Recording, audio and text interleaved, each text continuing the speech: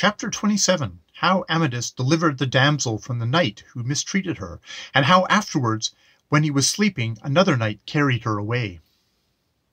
Such speed made Amadis that, having overthrown the knight who would have known whither he went, he overtook him who misused the damsel, and cried to him, "Sir knight, you've been committing great wrong. I pray you do so no more." "What wrong?" "The shamefullest that could be devised in striking that damsel. And you are come to chastise me?" "Not so, but to counsel you for your own good. It will be more than yours to turn back as you came," said the knight. Thereat was Amadis angered, and he went to the squire and said, "Let go the damsel, or thou diest." And the squire in fear put her down. "Sir knight, you shall dearly abide this," quoth his master. Amadis answered, "We shall see," and ran his career, and drove him from his saddle, and was about to ride over him, but he cried out for mercy. "Swear that never to wrong dame or damsel." And as they approached to receive the oath, the traitor stabbed his horse. Amadis recovered from the fall, and with one blow paid him for the treason. The damsel then besought him to complete his courtesy by accompanying her to a castle whither she was going. He took the horse of the slain, and they went on together, and by the way he learnt from her the history of Antimon. About midnight they came to a riverside, and, because the damsel would fain sleep, they stopped.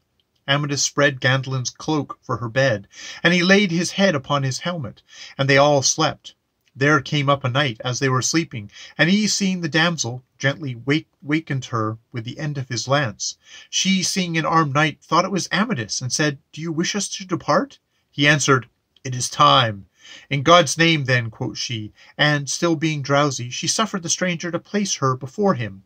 But then recollecting, "What is this?" she cried. "The squire should have carried me." And when she saw it was a stranger, she shrieked out, and called to Amadis, "Let not a stranger carry me off." But the knight clapped spurs to his horse, and galloped away. Amadis awoke at her voice, and called to Gandalin for his horse, and pursued full speed till he entered a thicket, and lost track. Then, albeit he were the mildest knight in the world, he was sorely wroth against himself. "The damsel may well report," thought he, "that I have done her as much wrong as succour. For, if I saved her from one ravisher, I have suffered her to be stolen by another."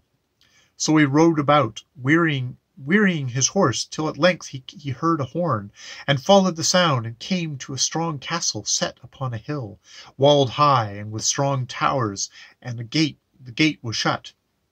The watchman saw him, and called out to know what man there was at such an hour, and what he sought. "A knight," quoth Amadis, "who has stolen a damsel from me. We have seen none such." Then Amadis went round the castle, and in another part he found an open postern, and saw the knight on foot, and his men unsaddling the horse, who would not pass through. "Stop, Sir Knight," quoth Amadis, "and tell me if you have taken my damsel.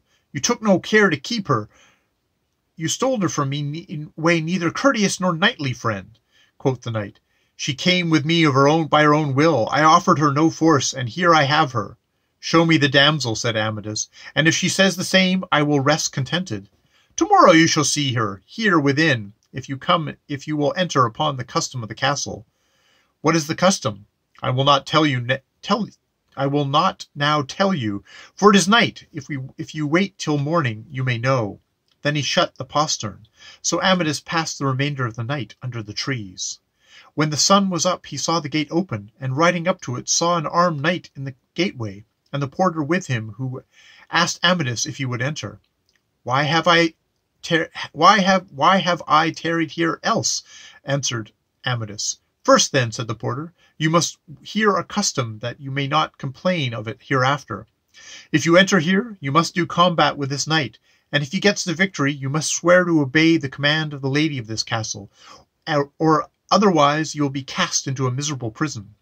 If the victory be yours, you will find 2 other knights at the next gate, farther in 3 more, and all these you must fight under the same condition. But if you bear away the honor in these attempts, not only will there be great renown of prowess, but right shall be done in whatever you demand." "Dear terms," cried Amadis, "but I must see the damsel."